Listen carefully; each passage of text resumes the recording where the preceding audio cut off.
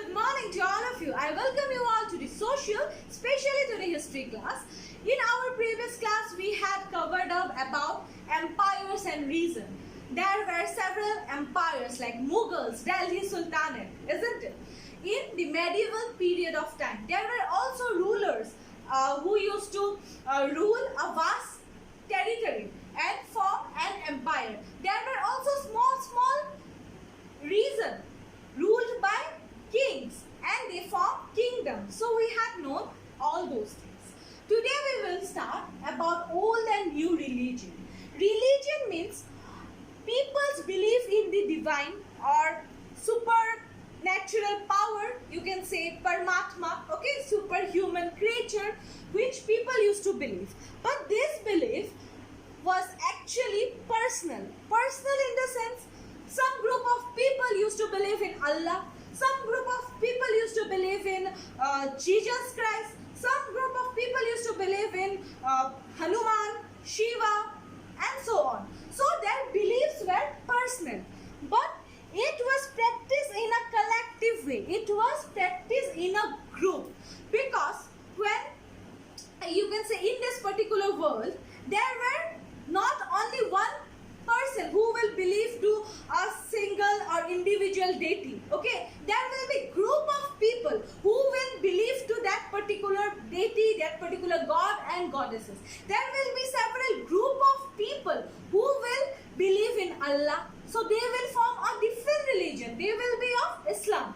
There will be several group of people who will believe Hindu god and goddesses like Ganesh, Shiva, Hanuman, and so on. There will be certain group of people who will believe Jesus Christ. So in this way, they will form on the basis of their belief, actually, they will be divided into different religion. Okay.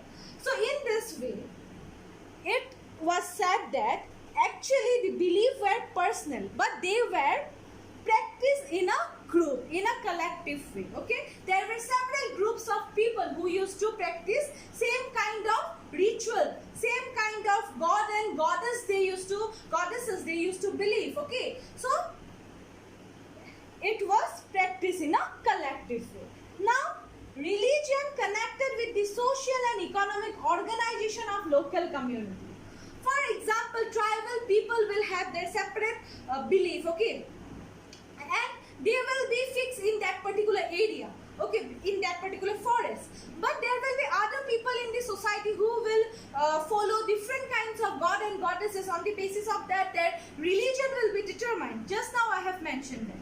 So with the advancement of social and economic structure of the society, there were new developments. We had just in our previous section discussed that there were innovation of spinning wheel. Okay, so there were also new beverages which were discovered in the society. In this way, with the development of social and economic structure, it also affects the religious beliefs of the people. Okay, so it also you can say the social and economic structure is also related to the religious belief of a particular group of people or individual people.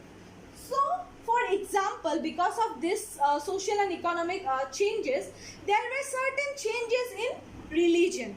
I have said just now, religious beliefs, there were certain changes. Now, for example, what are the changes? We will know that. First changes was changes in Hinduism. That means now the people who used to follow Hinduism or belongs to the Hindu religion, they worship new deities. That means new other god and goddesses the people used to worship in this particular period of time. Because in this chapter deals with the changes which occurred from 700 to 1750. Okay, so tracing the changes of 1,000 years, and this was also one of the change in the society, that people from this particular time onwards, they worship new forms of god and goddesses. There was another change, and it was that growing importance of Brahmins. That means people used to give Brahmins more and more importance. in the society. Why? Why they used to enjoy such kind of privilege in the society? Because they were knowledgeable, okay? They know to chant the Sanskrit mantra, so they had the knowledge of Sanskrit. In this way, other section of the people in the society were dependent on them. So they became the dominant class. Okay, this is our next point. So dominance of Brahmins. Why? Because as I have mentioned just now, they had the knowledge of Sanskrit. Okay, in this way, other section of the people were dependent on them, and they also gained the support of patrons. That means rulers used to keep Brahmin or Brahmanas in their court, and whenever there will be any kind of, you can say, order which is written in Sanskrit and the ruler is not able to understand that, then the Brahman will help that particular ruler. So in this way, Brahmins were given patronage by the rulers. That means each and every, you can say, provision, each and every facilities actually were given to the Brahmanas by the rulers, because rulers were dependent on the Brahmanas, because Brahmins know how to chant Sanskrit mantras. So each and every ritual ceremony were performed by the Brahman, okay, in that particular court of their ruler. So rulers were also dependent on Brahmins. So Brahmins were given patronage by the rulers. Okay, each and every facilities were given to the Brahmins by the rulers. In this way, Brahmins also gain support of the rulers or support of patrons. Emergence of the idea of bhakti. So today, we used to worship on our own way. Okay, we used to sing prayers, okay, in front of the God. We used to do bhajan and all. Okay, this is our way of worshipping God or goddesses. So this kind of system emerged from that particular period of time actually. Earlier in the ancient society, Brahman used to do all the things, okay, for the people. Okay, people were dependent on the Brahmins for their ritual practice. Okay, but from this particular time onwards, there were certain kind of changes in the society, like people used to show a kind of devotion towards personal deity, and they doesn't require any kind of priest to perform their ritual. So they used to worship God on their own way. This is the idea of bhakti, a certain belief you are showing towards the God, and you doesn't require any kind of mediator, any kind of priest, okay, to perform your ritual. You are worshipping by your own. So this system is known as bhakti, and this idea of bhakti emerged from this particular period of time, 700 to 1750, because earlier every ritual were performed by the Brahmanas. In this way, idea of bhakti emerged in the society. Now I hope you are clear with this. Okay, now we will know about the next part, that will be new forms of religion. But before that, religion means people believe in the divine. Okay, other major religious changes that occurred during this particular period of time was actually the change in the society. Okay, new religion appeared in the society. So there were emergence of new religion, and the new religion was Islam. So Buddhism, Jainism, Hinduism, these were part of Indian society from ancient period onwards. But there were emergence of new religion, that is Islam. So Islam was introduced in the society during this particular period of time, that is 700 to 1750.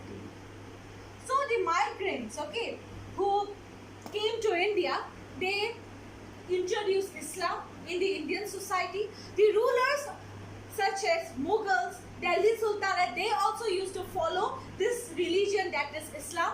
In this way, Islam was introduced in India during this particular period of time. And the people who used to follow Islam, they regard Quran as their holy book, okay, and they used to also believe in Allah, that is one God, there is only one God, that is Allah, okay, for them. And those who will worship Allah, they will get the blessing of Allah, okay, or blessing of Him. So this was the belief of this religion, that is Islam. Many rulers were patrons of Islam and ulama. Just now I had said that there were rulers like Delhi Sultanate, Mughals, who used to believe Islam. So they introduced Islam in the society, and they also believe in ulama. Ulama were the group of Muslim scholars who had knowledge about the Islam religious law, and they used to interpret the rules and regulation of Islamic tradition. So, like Hinduism, Islam was also interpreted in a variety of ways. It means that there were certain changes which occurred in Hinduism. Just now we had done that particular section, that people used to believe in different forms of god and goddesses. They used to also give importance to Brahmanas in this way. Brahmanas used to dominate the section of people in the society.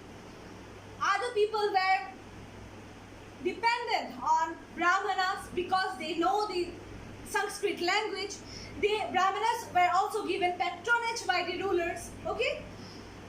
So there were also idea of Bhaktism in the society. In this way, Islam was also interpreted in a variety of ways. That means Islam religion, okay, were interpreted in two groups.